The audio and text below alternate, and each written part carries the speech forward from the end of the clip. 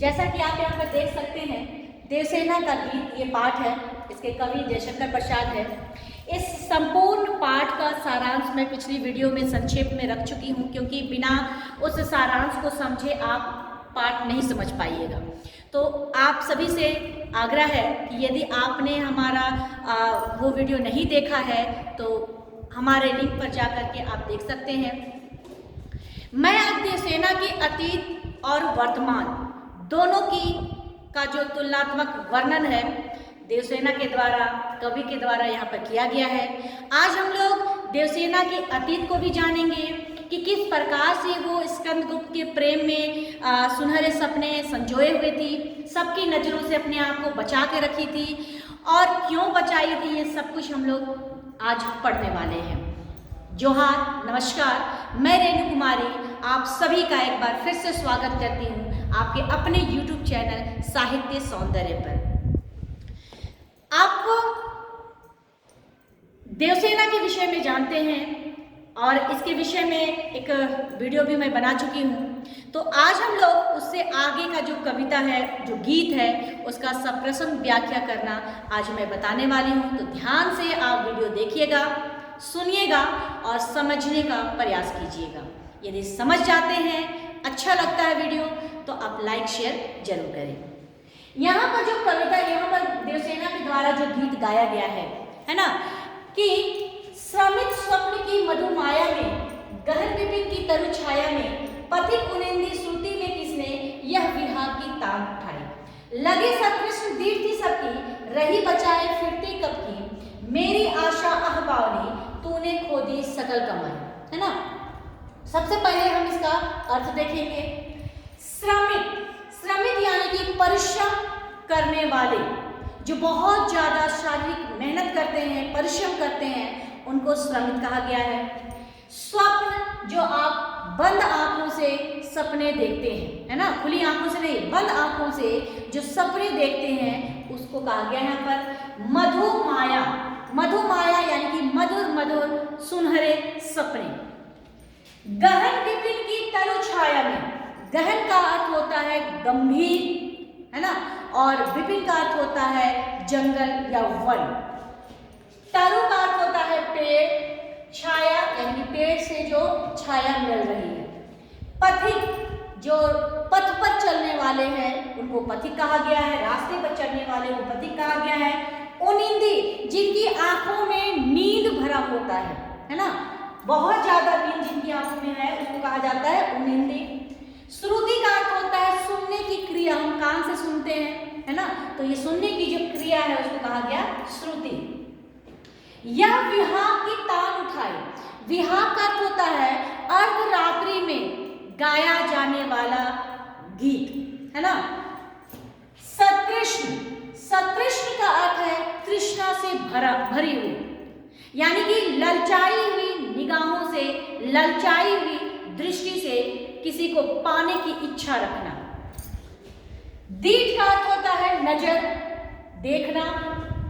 बचाए मतलब बचाना। फिरती कब की मतलब छिपती थी, है ना, फिरना मतलब लुका छिपी होता था। यहाँ मेरी आशा आह बावली, यहाँ पर देवसेना का जो आशा है, देवसेना की जो आशा है, इच्छाएं हैं, उसको कहा गया है। और उनकी आशा और इच्छाओं को बावली कहा गया। बावली यानी कि पागल कहा गया है। तूने खो दी सकल कमाई। सकल कमाई मतलब संपूर्ण जीवन की कमाई, जो उन्होंने इकट्ठा करके रखा था, वो सारा जीवन पूंजी। तो इनका सारा जीवन पूंजी क्या था, ये हम लोग व्याख्या में जानेंगे। श्रमिक स्वप्न की मधुमाया में, श्रमिक यानी कि परिश्रम करके जो थक गया है ना, दिन भर परिश्रम करने के बाद थका हारा है और वो सपने देख रहा है। कैसा सपना? मधुर सपना, है ना। एक व्यक्ति है जो बहुत ज्यादा परिश्रम, दिन भर परिश्रम करने के बाद थक चुका है और वो व्यक्ति अपने सपनों में मधुर यानी कि मीठे मीठे सपनों को देख रहा है गहन विपिन की तरु छाया में, और वह व्यक्ति घोर जंगल के एक पेड़ के नीचे छांव में बैठा हुआ है। है ना। पथिक को नींदे सूती में किसने, और वो जो पेड़ की छाया में सोया हुआ है या आराम कर रहा है वो कौन है, पथिक है। कहने का तो पूरा अर्थ हम यहाँ इसमें लेंगे, एक राह चलने वाला राही यानी पथिक दिन भर परिश्रम करने के बाद थक चुका है और वो घोर जंगल के पेड़ के छांव में सो करके मीठे मीठे सपने बुन रहा है, यानी कि मीठे मीठे सपने देख रहा है। और उसी समय अर्धरात्रि में जब वो मीठे सपनों के दुनिया में खोया हुआ है, उसी समय उनके कानों में अर्धरात्रि को गाया जाने वाला गीत उनके कानों में सुनाई देता है। तो आप ही यहाँ पर बताइए, तो क्या उस राही को, उस पथिक को वो अर्धरात्रि में गाया जाने वाला गीत पसंद होगा या उनको नींद पसंद होगा?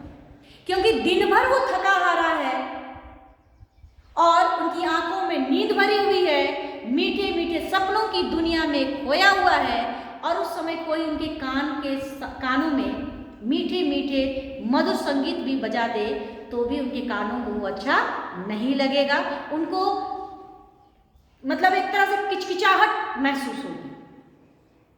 ठीक उसी प्रकार से देवसेना जब अपने जीवन के अंतिम क्षणों में अब अंतिम यात्रा पर पहुंच चुकी है और इधर स्कंदगुप्त को अपने कार्य के लिए पछतावा होता है, यानी कि देवसेना को ठुकराने का जो कार्य किए थे उस पर उनको पछतावा होता है और वो सच्चे प्रेम को समझता है, लेकिन तब तक बहुत देर हो चुकी थी। स्कंदगुप्त को जब एहसास होता है कि मैंने देवसेना के प्यार को ठुकरा करके बहुत गलत किया और इसीलिए वो अपना प्रेम निवेदन लेकर के इस देवसेना के पास जाते हैं, तो यहाँ पर देवसेना भी क्या करती है, उनके प्रेम निवेदन को ठुकरा देती है।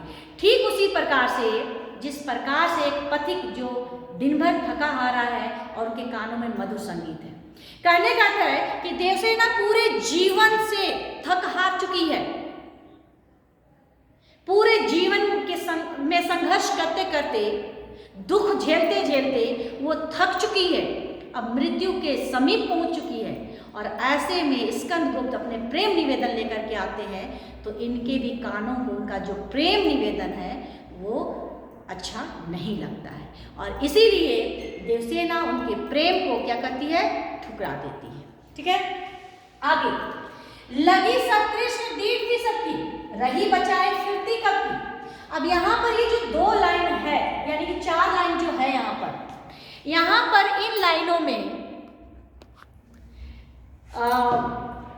देवसेना जो है वो अपने अतीत को याद कर रही है और अपने अतीत को याद करते हुए वो कह रही हैं कि जिस समय मैं यौवन अवस्था में थी उस समय मैं अपने आप को सिर्फ और सिर्फ स्कंदगुप्त के कारण सबकी नजरों से अपने आप को बचाती रही।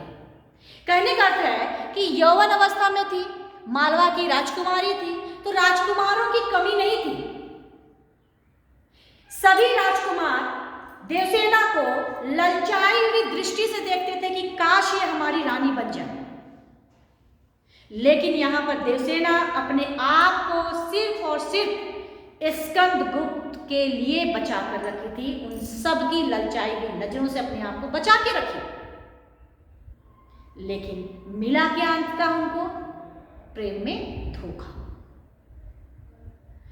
इसीलिए पछताते हुए, पछतावा करते हुए अपने यौवन काल के समय को यहाँ पर इन्होंने इस गीत के माध्यम से अपने कष्टों को, अपने दुखों को यहाँ पर व्यक्त किया है कि जिस समय मेरा यौवन अवस्था था, जिस समय मैं किशोर अवस्था में थी, उस समय सबकी नजरें ललचाई हुई थी कि काश ये हमारी रानी बने, लेकिन उस समय मैं सबकी नजरों से अपने आप को बचा के रखी स्कंदगुप्त के लिए, और मुझे पछतावा होता है इस बात का। इसीलिए इन्होंने अपनी आशा को बावली कहा है कि मेरी जो आशा थी वो पागल थी, मैं पागल थी, हमारी इच्छाएं, हमारी कल्पनाएं पागल थी, जिसके कारण इन सारे मोहक सपनों को बुना। क्योंकि आशा तो क्या है, पागल ही है एक तरह से कहे तो, क्योंकि मोहक सपने आशा जो है वो मोहक सपने बुनते हैं और सभी बुनते हैं, देवसेना ने भी बुना। लेकिन इनकी आशा, इनके सपने, इनकी कल्पनाएं सब जो है रेत की भांति धाराशाही हो गए। इसीलिए अपने अतीत को याद करते हुए, पछतावा करते हुए अपनी आशा को उन्होंने पागल नाम दी है। इसी पागलपन के कारण ही मैंने जीवन में जितनी भी कमाई की थी, है ना, जितनी भी जमा पूंजी थी हमारे जीवन की, उन सारे जीवन पूंजी को मैंने गवा दी, लुटा दी। चाहे वो इच्छा हो, चाहे वो आकांक्षाएं हो, चाहे वो सम्मान हो, सब कुछ मैंने उस प्रेम के खातिर, उस आशा में बुने हुए सपने के खातिर सब कुछ मैं क्या कर दी, खो दी।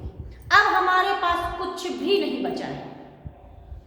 तो इसलिए ऐसे समय में मुझे स्कंदगुप्त का प्रेम बिल्कुल भी स्वीकार नहीं है। तो ये रहा इनकी इसकी व्याख्या, है ना। अब यहाँ पर हम लोग देखेंगे अलंकार, क्योंकि विशेष में पूछा जाता है ना। तो सबसे पहला पॉइंट जो हम देंगे, पहला नंबर पर देंगे कि ये खड़ी बोली में, मतलब खड़ी हिंदी भाषा का प्रयोग है, ठीक है। दूसरे नंबर में कहेंगे कि यहाँ पर जयशंकर प्रसाद यानी कि कवि ने देवसेना के अतीत को भी बहुत ही मार्मिक तरीके से यहाँ पर वर्णन किया गया है। वियोग श्रृंगार रस का वर्णन है। अलंकार की बात करें तो यहाँ पर